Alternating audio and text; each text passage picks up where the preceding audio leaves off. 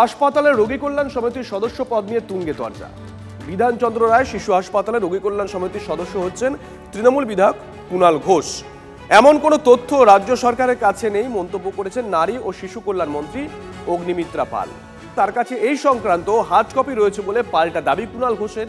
এই সিদ্ধান্ত বদলাতে হলে নতুন করে বিজ্ঞপ্তি জারি করতে হবে বলেও জানান বেলেঘাটার তৃণমূল বিধায়ক। UEM Jaipur is a perfect target for prospective students aspiring for good jobs, good education with future-ready skills. বিধায়ক কুণাল ঘোষ বাবু বলেছেন যে বিধাননগর শিশু হাসপাতাল সেখানে নাকি ওনাকে মনোনীত করা হয়েছে, কিন্তু সরকারের তরফ থেকে কিন্তু এরকম কোনো ইনফরমেশন আমাদের কাছে নেই। আমরা কিন্তু এটার মনোনীত কোনো নাম পাঠিয়েছি এটা কিন্তু নয়। এই বিষয়টা আমরা দেখছি, কিন্তু এটা আমি ক্ল্যারিফাই করে দিতে চাই যে সরকারের দিক থেকে কিন্তু কুণালবাবুর নাম আমরা কিন্তু পাঠাইনি।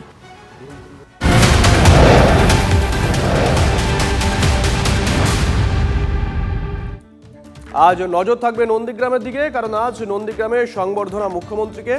জোড়া কেন্দ্রে জয়ের পরে নন্দীগ্রামে বিধানসভা আসন ছেড়েছেন শুভেন্দু অধিকারী।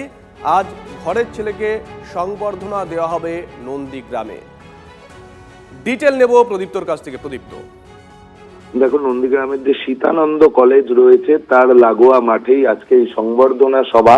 শুভেন্দু অধিকারী তিনি ইতিমধ্যেই নন্দীগ্রাম বিধানসভার বিধায়ক পদ তিনি ছেড়েছেন। তার কারণ নিয়ম অনুসারে একটি পদেই তিনি একটি বিধানসভাতেই থাকতে পারবেন, সেই কারণে তিনি ভবানীপুর রেখেছেন।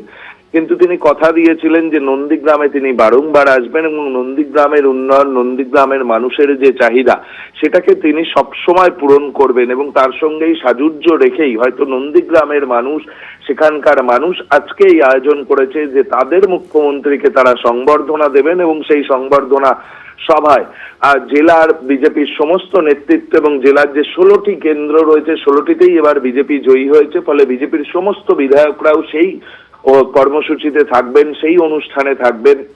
একই সঙ্গে শুভেন্দু অধিকারী তিনি নন্দীগ্রামে 2007-08-এর যে আন্দোলন সেই পর্বে যে সমস্ত মানুষরা শহীদ হয়েছেন তাদেরকে তিনি শ্রদ্ধা জানাবেন এবং সেই কর্মসূচি শেষ করে আজকে সন্ধ্যেতে তার হলদিয়াতে কর্মসূচি রয়েছে, যেটা মূলত হলদিয়া কেন্দ্রিক প্রশাসনিক বৈঠক বলেই এখনো পর্যন্ত জানা যাচ্ছে। এবং সেক্ষেত্রে তার একাধিক বৈঠক করার সম্ভাবনা রয়েছে, যে শিল্পের শহরকে কিভাবে সাজানো হবে, শিল্পের শহরের উন্নয়ন নিয়েও তার আজকের বৈঠক। অর্থাৎ একদিকে তিনি রাজনৈতিক কর্মসূচিতে যেমন ভাবে অংশ নেবেন, অন্যদিকে রবিবার হলেও তিনি প্রশাসনিক কর্মসূচিও করবেন এবং প্রশাসনিক সভাও রয়েছে এবং সেখানে পূর্ব মেদিনীপুরের জেলার পদস্থ যে আধিকারিকরা রয়েছেন তারাও উপস্থিত থাকবেন। আজ রাজ্য জয়েন্ট এন্ট্রান্স 264টা কেন্দ্রে পরীক্ষা হবে আজ। রাজ্য জয়েন্ট এন্ট্রান্সে বসছেন 1,20,856 জন পরীক্ষার্থী। রাজ্যের বিভিন্ন কলেজ, বিশ্ববিদ্যালয়, ইঞ্জিনিয়ারিং, টেকনোলজি, ফার্মাসি, স্থাপত্যবিদ্যা শিক্ষাক্রমে ভর্তির পরীক্ষা।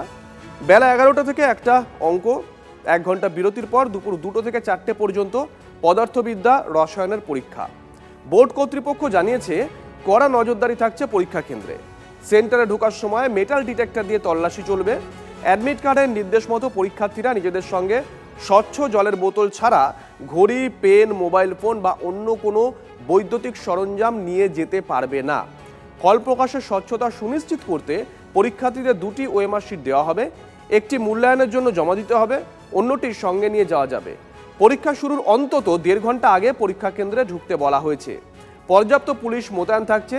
বাস, ট্রেন, মেট্রোর মতন গণপরিবহন ব্যবস্থা সুনিশ্চিত করা হয়েছে প্রশাসনের তরফ থেকে। যে কোনো দরকারে পরীক্ষার্থীরা হেল্প ডেস্কে ফোন করতে পারেন। পাশাপাশি ইমেল আইডিও দেওয়া হয়েছে। Email ID info@wbjeeb.in।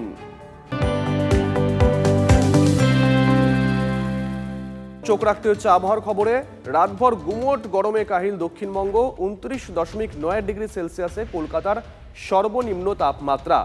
স্বস্তি কবে আসবে দক্ষিণবঙ্গে, জানবো কমলেশের কাছ থেকে। কমলেশ, দেখো, দিনের তাপমাত্রা অনেকটা বেশি এমন নয়, মোটামুটি স্বাভাবিকের আশপাশেই রয়েছে, কিন্তু যে আর্দ্রতা রয়েছে তার জন্য প্যাচপ্যাচে গরম, মানে কাহিল গোটা দক্ষিণবঙ্গে। এবং রাতের তাপমাত্রা স্বাভাবিকের 3 ডিগ্রি ওপরে রয়েছে, থাকার কথা 27 ডিগ্রি আশপাশে রয়েছে, প্রায় 30 ডিগ্রি ছুঁই তাপমাত্রা।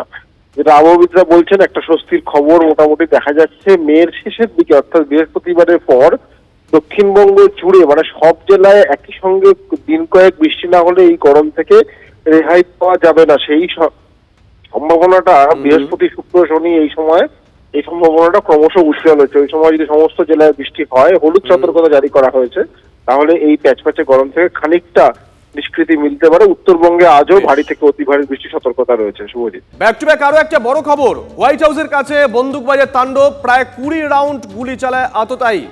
ঘটনায় আহত হয়েছেন 2 জন পথচারী, তাদের মধ্যে একজনকে অচৈতন্য অবস্থায় স্থানীয় হাসপাতালে ভর্তি করা হয়। পুলিশের পাল্টা গুলিতে খতম হামলাকারী যুবক নাসির ওয়েস্ট।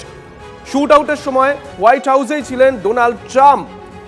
ইরান প্রসঙ্গে গুরুত্বপূর্ণ বৈঠক করছিলেন মার্কিন প্রেসিডেন্ট, এমনটাই সূত্রের খবর। গুলি চলার পরই হোয়াইট হাউস লকডাউন করে দেয় সিক্রেট সার্ভিস। নিরাপদে রয়েছেন মার্কিন প্রেসিডেন্ট। কিন্তু কী কারণে এই হামলা, তদন্ত শুরু করেছে FBI।